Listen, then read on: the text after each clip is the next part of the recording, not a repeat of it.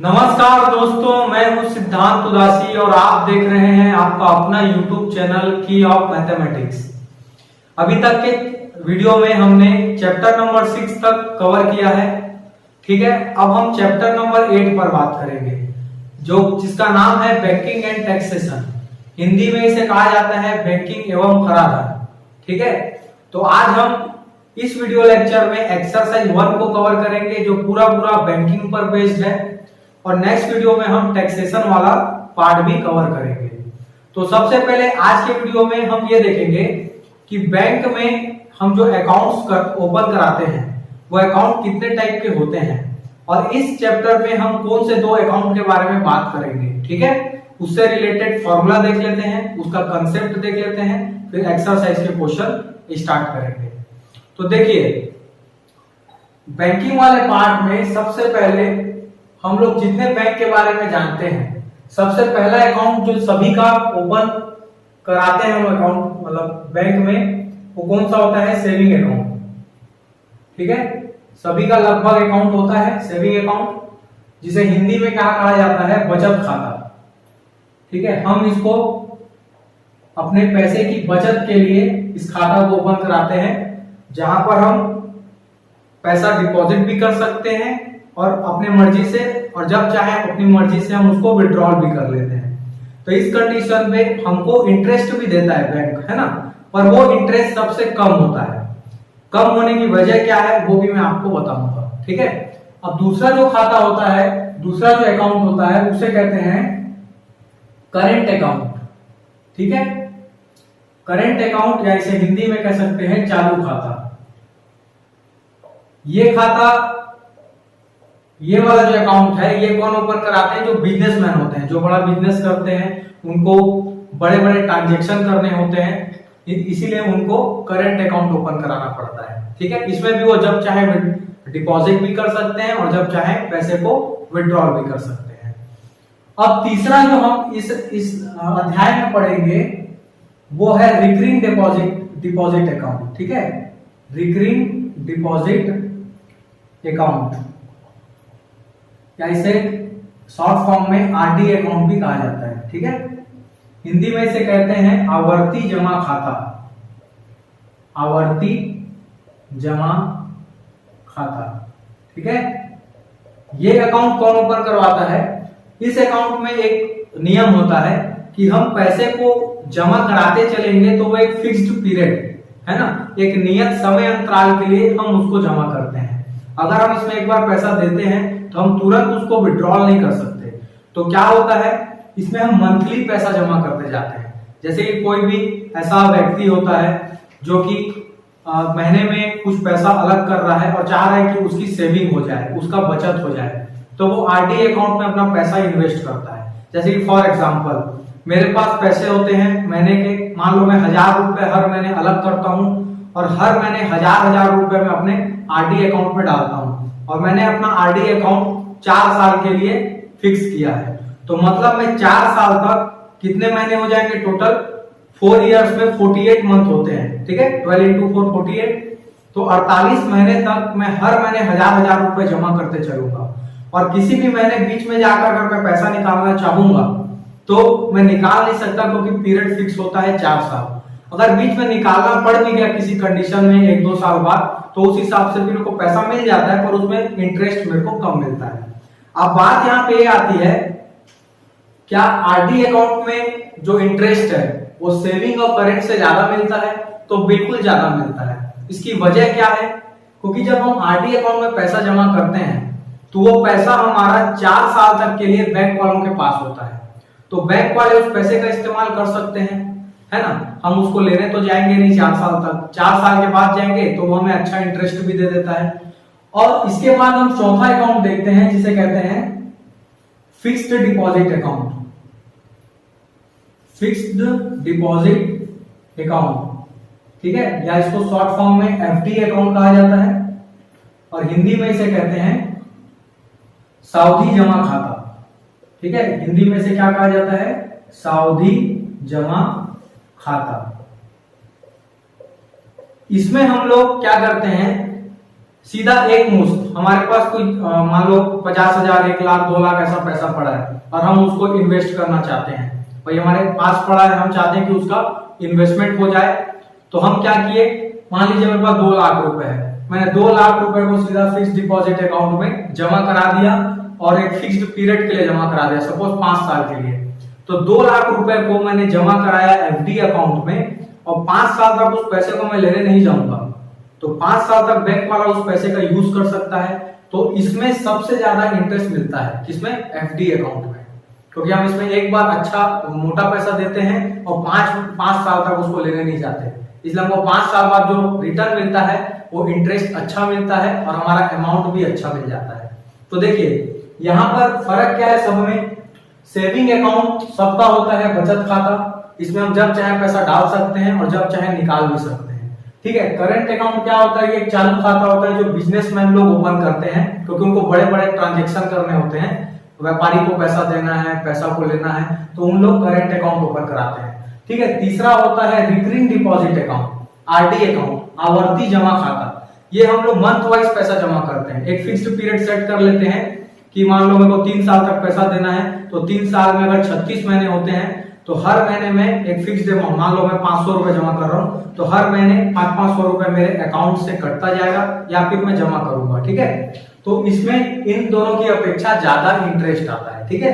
उसके बाद चौथा होता है फिक्स्ड डिपॉजिट अकाउंट, मतलब एफडी अकाउंट, हिंदी में कहते हैं सावधि जमा खाता। इसमें हम लोग सीधा एक बार पैसा देते हैं ज्यादा मात्रा में और उसको एक फिक्स्ड पीरियड के लिए जमा करा देते हैं, तो उसमें सबसे ज्यादा हमको इंटरेस्ट मिलता है।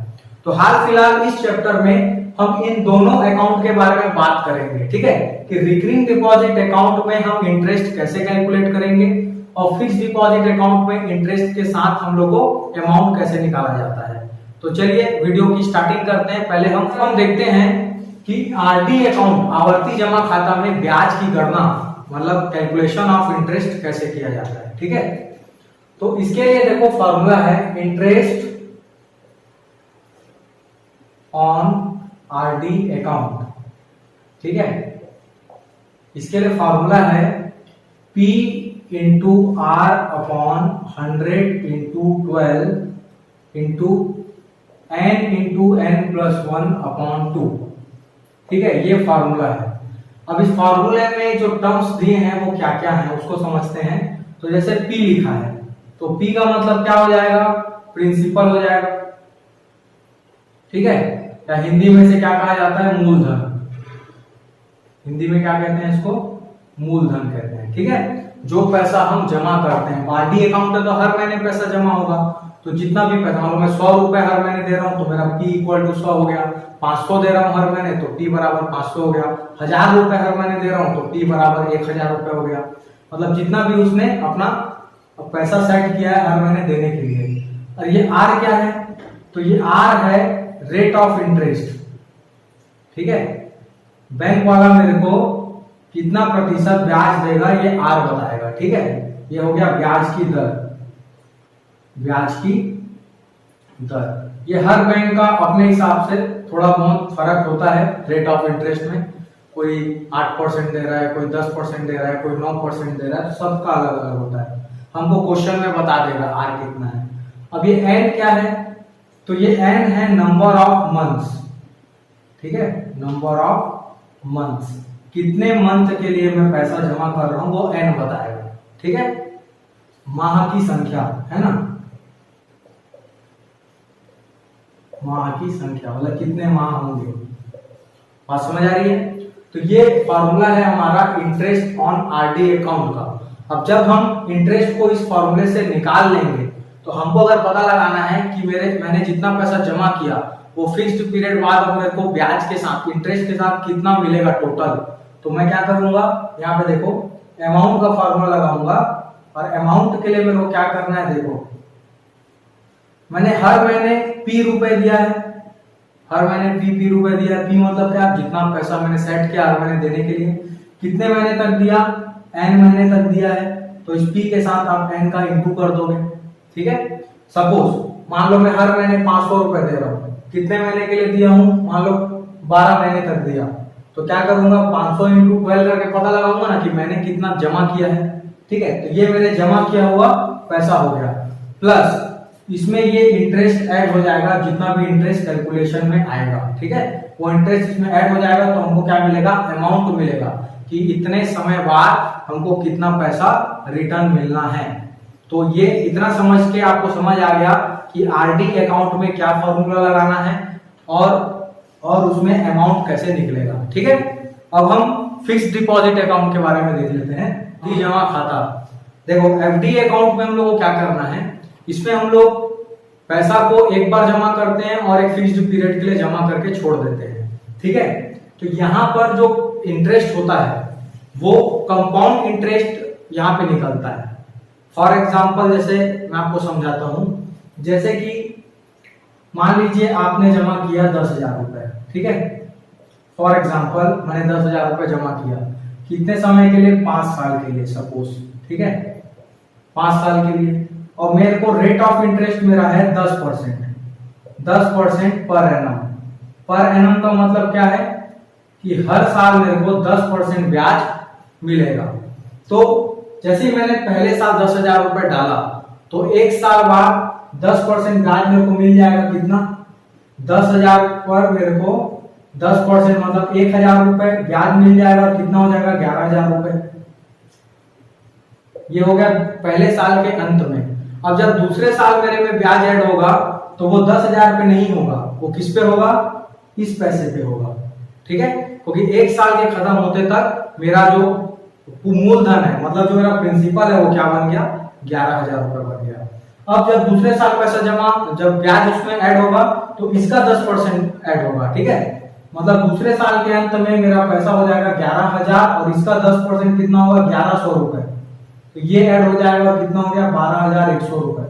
तो जब तीसरे साल ब्याज ऐड होगा तो इस पैसे पे ऐड होगा, तो ये कहलाता है कंपाउंड इंटरेस्ट, ठीक है। तो इसका फॉर्मूला देखो क्या होता है,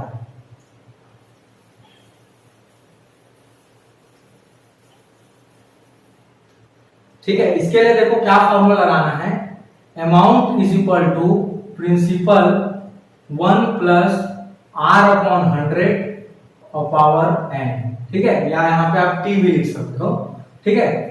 तो इस फॉर्मूले से हम पहले क्या निकाल लेते हैं, अमाउंट पता लगा लेते हैं, ठीक है।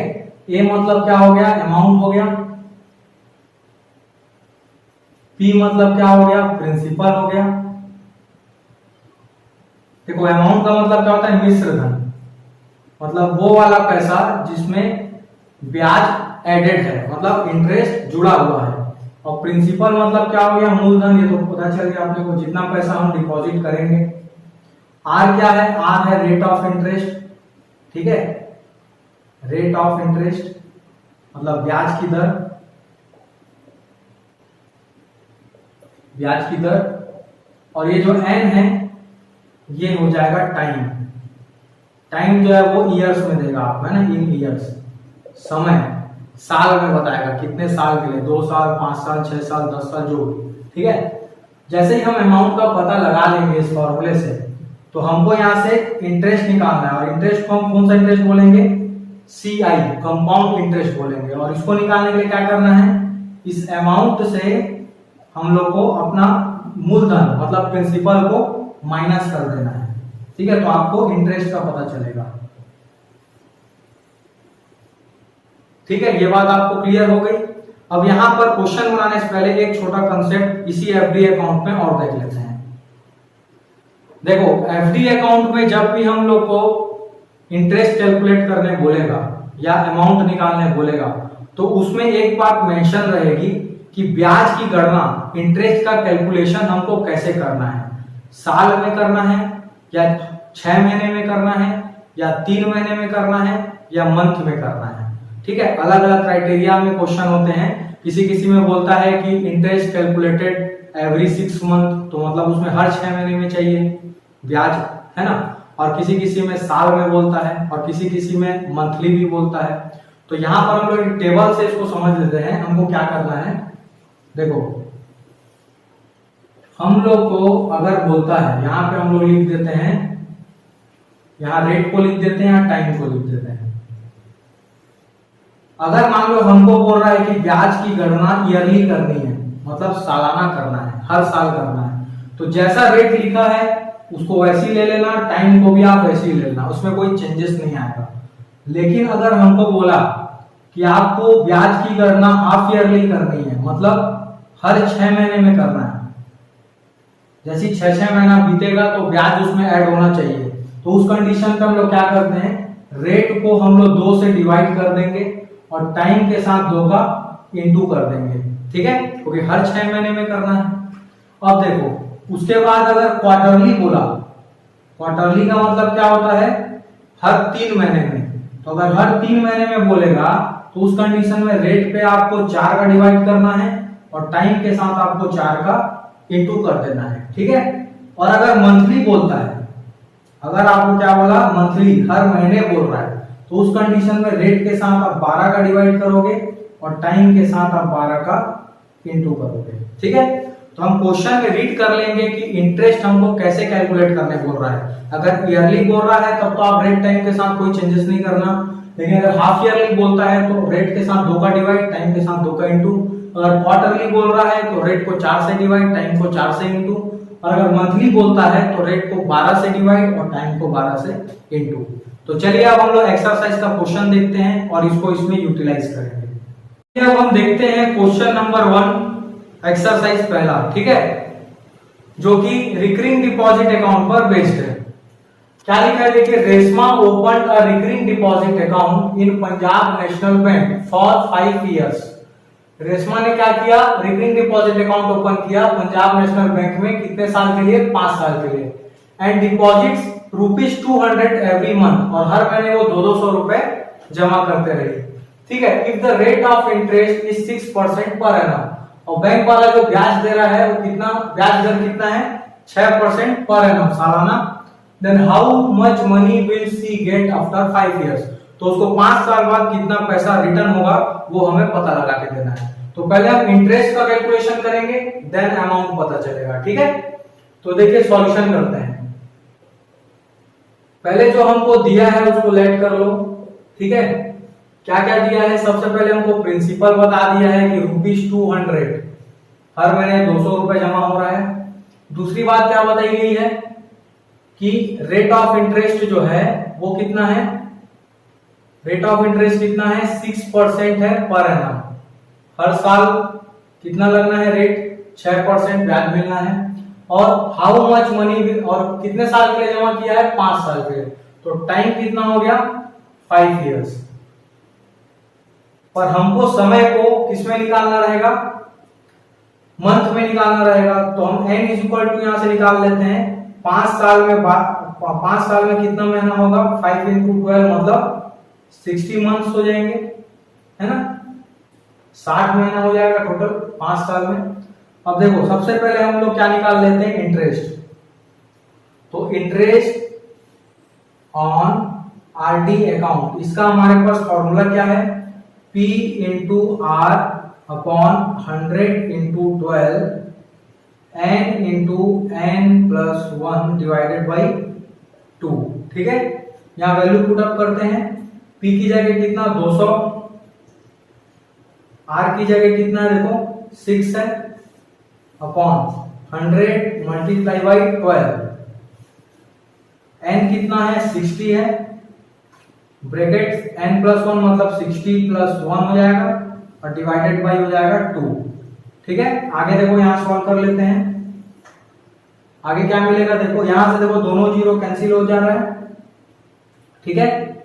ऊपर में देखो 6 × 1 = 6, 6 × 2 = 12, और ये 2 इससे कैंसिल हो गया, इधर की पूरी चीज कैंसिल हो गई है। यहाँ क्या बच गया, देखो यहाँ पर है देखो 60, इसको भी कैंसिल कर सकते हैं, 2 × 1 = और 2 30 टाइम्स, ठीक है, 30 × यहाँ से 60 + 1 क्या बन जाएगा, 61 बनेगा। तो ये वैल्यू कितनी आ गई, देखो 3 × 1 = 3 और 3 × 6 = 18 और ये 0, ठीक है। ₹1830 इंटरेस्ट आया है। अब हमको अमाउंट निकालना है, ठीक है। तो अमाउंट के लिए हमको क्या करना है, अमाउंट के लिए n × p करते हैं, n × p प्लस में क्या करते हैं, i। तो देखो कितने महीने के लिए पैसा जमा हुआ है, 60 महीने के लिए। तो 60 महीने तक मैंने कितना रुपए दिया है, 200 रुपए दिया है तो इंटू 200 प्लस मुझे ब्याज कितना मिला है 1830 रुपए मिला है। ठीक है, तो अब इसको सॉल्व कर लेते हैं। इसका इंटू कितना होगा 6 2 जा 12 और 3 जीरो हो जाएगा, मतलब 12000 प्लस ये हो गया 1830, दोनों को हम ऐड कर देंगे तो कितना हो जाएगा 13,830 रुपीज। ठीक है, ये इतना पैसा उसको 5 साल बाद मिलेगा। कितना 13,830 रुपए। तो देखिए एक बार इसको रिवाइज कर लेते हैं क्या किए। सबसे पहले रेशमा ने रिकरिंग डिपॉजिट अकाउंट ओपन किया था, जहां पर वो हर महीने 200 रुपए दे रही थी, तो प्रिंसिपल हो गया 200। उसके बाद रेट ऑफ इंटरेस्ट उसका क्या था 6% था, समय कितना था 5 साल था, तो समय को हमने मंथ में कन्वर्ट कर लिया।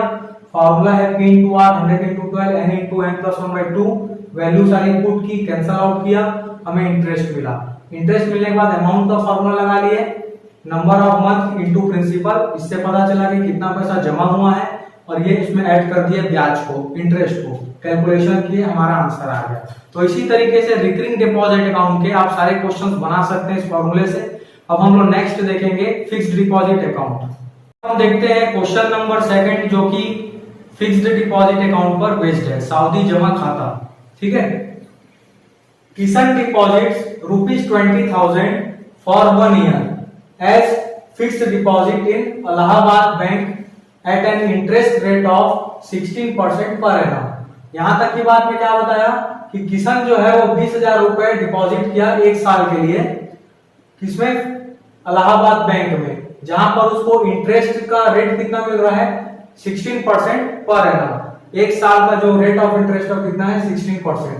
लेकिन आगे लिखता है if the interest is compounded every 3 month. मैं आपको बताया था कि यहाँ पे इंटरेस्ट का कैलकुलेशन अलग अलग हिसाब से बोलेगा, ईयरली भी बोल सकता है, हाफ ईयरली भी बोल सकता है, क्वार्टरली भी बोल सकता है और मंथली भी बोल सकता है। यहाँ पर हमको बोल रहा है कि interest is compounded every 3 month, मतलब quarterly. How much money will किसान गेट ऑन मैच्योरिटी, मतलब कि कितना पैसा उसे मिलेगा समय खत्म होने के बाद, मतलब 1 साल बाद। ठीक है, तो अमाउंट निकालना है, तो चलिए शुरुआत करते हैं, सॉल्यूशन करेंगे। पहले जो चीजें दी है उसको लिखते चलते हैं। प्रिंसिपल हमको बताया है कितना ₹20,000। ठीक है, दूसरी चीज क्या बताया है हम लोग को, टाइम बताया है 1 साल। तो हम लोग पढ़े हैं कि अगर कैलकुलेशन अगर हर 3 मंथ में होगा, मतलब क्वार्टरली होगा, तो समय के साथ हमको 4 का इंटू कर लेना है, तो 1 into 4 कितना हो जाएगा 4 क्वार्टर बन जाएगा। 1 साल में कितने बार 3 महीने बनते हैं 4 बार बनते हैं। ठीक है, उसके बाद देखो रेट क्या बताया है 16% पर एनम। तो रेट में हम लोग को क्या करना पड़ेगा 4 का डिवाइड करना पड़ेगा, तो 16 में हम लोग 4 का डिवाइड कर लेते हैं। ये कितना 4 का डिवाइड करेंगे कितना आ जाएगा 4 1 जा 4 और 4 4 जा 16, मतलब 4% पर क्वार्टर बन जाएगा। हर 3 महीने में 4% क्या होगा ऐड होता जाएगा। ठीक है, अब यहाँ पर हम लोग अमाउंट का फॉर्मूला लगा लेते हैं। अमाउंट का फॉर्मूला क्या है, A is equal to P 1 plus R upon 100 power में T। ठीक है, तो देखो अमाउंट निकालने के लिए आगे वैल्यू रखेंगे। प्रिंसिपल कितना है 20,000 है। ठीक है, 1 प्लस रेट कितना है, रेट हमको 4 लेना है, 4 अपॉन कितना हो जाएगा 100 पावर, टाइम कितना लेना है, टाइम को भी 4 लेना है, पावर में आ गया 4। इसको कैंसिल कर लो, 4 1 जा 4, 4 25 टाइम्स कैंसिल हो जाएगा। तो नेक्स्ट टर्म में 20,000 और ये वैल्यू क्या हो जाएगी 1 प्लस 1 अपॉन 25, तो 25 1 जा 25 प्लस 1 26 अपॉन 25 हो जाएगा। ठीक है ना, पावर में 4। अब नेक्स्ट स्टेप में हम लोग क्या करेंगे 20,000 इंटू इसको 4 टाइम्स हम क्या करेंगे multiply, 26 by 25, 26 upon 25 and 26 upon 25, एक बार और 26 अपॉन 25। जितना पावर रहेगा उतने बार उसको क्या करना है मल्टीप्लाई करना है। अब कैंसिल करना है, तो देखो 25 1 जा 25, ये कैंसिल कितने बार हो जाएगा 25 8 जा 200 और डबल 0।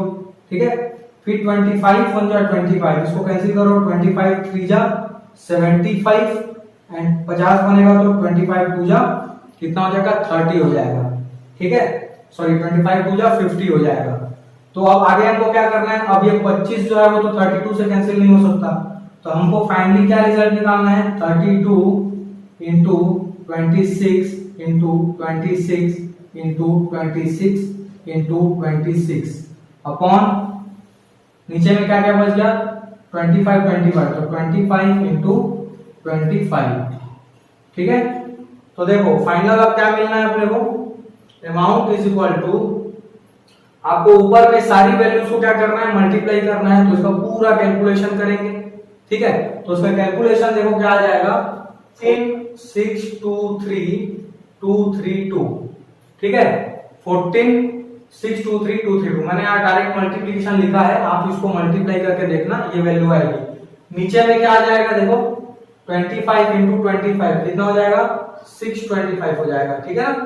फिर आपको इस वैल्यू से 625 को डिवाइड कर देना है, और डिवाइड करने के बाद आपका क्या आंसर आ जा रहा है, इसको आ जाएगा 23397.17, ठीक है, कुछ इसी के आसपास आएगा, ठीक है। तो इतना रुपए उसको मिलेगा 1 साल के बाद, 20,000 उसने जमा किया था, इंटरेस्ट के साथ ऐड होके इतना रुपए उसको रिटर्न मिलेगा। तो इस क्वेश्चन में बस ध्यान ये रखना है कि आपका कैलकुलेशन परफेक्ट होना चाहिए, कैलकुलेशन में मिस्टेक ना हो। बाकी आरडी अकाउंट और एफडी अकाउंट दोनों ही इंपॉर्टेंट क्वेश्चन है, एग्जाम में इसका क्वेश्चन जरूर आता है, 5 नंबर के आसपास इसका क्वेश्चन आता है। अब नेक्स्ट वीडियो में हम लोग इनकम टैक्स कैसे फाइंड किया जाता है उस पर चर्चा करेंगे, और उसके बाद हम लोग लाइन से चैप्टर 9 ट्रिग्नोमेट्री करेंगे, लाइन से आगे हम चलते जाएंगे, ठीक है। तो आप अच्छे से प्रैक्टिस कीजिए, जो भी दिक्कत आती है आप कमेंट सेक्शन में लिखिए। Thank you so much.